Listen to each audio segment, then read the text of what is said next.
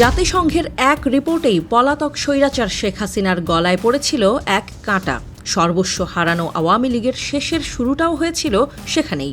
সেই রিপোর্টেই উঠে এসেছিল জুলাই অভ্যুত্থানের সময় হাসিনার নির্দেশে চালানো নৃশংসতার কথা।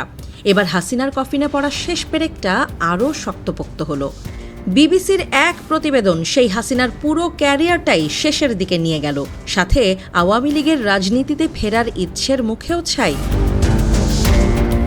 বিবিসির প্রতিবেদন নৃশংস হাসিনার ভয়ঙ্কর এক অডিও ক্লিপ সামনে এনেছে, যেখানে পরিষ্কার হাসিনাকে বলতে শোনা যায়, যেখানেই তাদের পাবে গুলি করবে।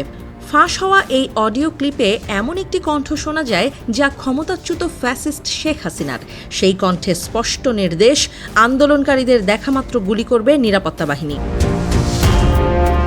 বিবিসি এবং একাধিক আন্তর্জাতিক মানবাধিকার সংস্থা বলছে, এটি সম্ভবত এখন পর্যন্ত শেখ হাসিনার বিরুদ্ধে সবচেয়ে জোরালো প্রমাণ যে তিনি সরাসরি গুলি চালানোর নির্দেশ দিয়েছেন। এই অডিও ক্লিপের সূত্রপাত 18 জুলাই 2024 শেখ হাসিনার সরকারি বাসভবন গণভবনে। সূত্রের দাবি, সেদিন রাতে একজন ঊর্ধ্বতন সরকারি কর্মকর্তার সঙ্গে কথোপকথনের সময় এই ভয়াবহ নির্দেশ দেন পলাতক স্বৈরাচার। যদিও কে এই অডিও ফাঁস করল তা এখনও ধোঁয়াশা। মার্চ মাসের পর থেকে শেখ হাসিনার বিভিন্ন কথোপকথনের খণ্ডাংশ অনলাইনে ছড়িয়ে পড়েছে, কিন্তু এই ক্লিপটি আলাদা গুরুত্ব পেয়েছে এর স্পষ্টতা ও প্রমাণের কারণে। বাংলাদেশ পুলিশের অপরাধ তদন্ত বিভাগ সিআইডি ইতোমধ্যে কণ্ঠস্বরটি হাসিনার বলেই শনাক্ত করেছে। এদিকে ব্রিটেন ভিত্তিক অলাভজনক সংস্থা ইয়ারশট, যারা অডিও ফরেনসিক ও মানবাধিকার বিষয়ক তদন্তে বিশেষজ্ঞ, তাদের বিশেষজ্ঞরা বিশ্লেষণ করে বলেছে, এই অডিওতে কোনো কাটাছেঁড়া, এডিটিং বা বিকৃতির প্রমাণ নেই। টেলিফোন ফ্রিকোয়েন্সি, ব্যাকগ্রাউন্ড নয়েজ ও ইএনএফ ইলেকট্রিক নেটওয়ার্ক ফ্রিকোয়েন্সি বিশ্লেষণে তারা নিশ্চিত করেছে কলটি সম্ভবত স্পিকারে বাজিয়ে রেকর্ড করা হয়েছিল। আর সবচেয়ে বড় বিষয়, তারা বলেছে অডিওটি প্রাকৃতিক, অবিকৃত এবং অত্যন্ত সম্ভাব্যতায় আসল।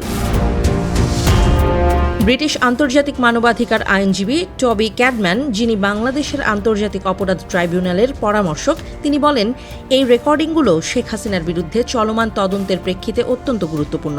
এগুলো কেবল ভাষাগত প্রমাণ নয়, প্রযুক্তিগতভাবে নিশ্চিত এবং অন্যান্য আলামতের সঙ্গে মিলে যায়। আদালত সূত্র জানায়, ইতোমধ্যেই আন্দোলনকারীদের ওপর পুলিশি গুলির ঘটনার ভিডিও ফুটেজ, চিকিৎসকদের রিপোর্ট ও স্বজনদের সাক্ষাৎকার জব্দ করে প্রমাণ হিসেবে অন্তর্ভুক্ত করা হচ্ছে। বিশ্লেষকরা বলছেন, এই অডিও ফাঁস শুধুমাত্র একক কোনো অপরাধ নয়, এটি একটি রাষ্ট্রীয় মডেলের ওপর আঘাত। ফলে হাসিনার রাজনীতিতে ফেরার আশা দুঃস্বপ্ন। তার এখন সাজার অপেক্ষা ছাড়া আর কিছুই করার নেই। এমনকি এই অপরাধের জন্য হাসিনার নেতৃত্বাধীন আওয়ামী লীগও বিশ্ব পরিসরে আরও কোণঠাসা হয়ে পড়বে। অনেকেই বলছেন, মিত্র ভারতও বোধহয় তাকে আর বাঁচাতে পারবে না।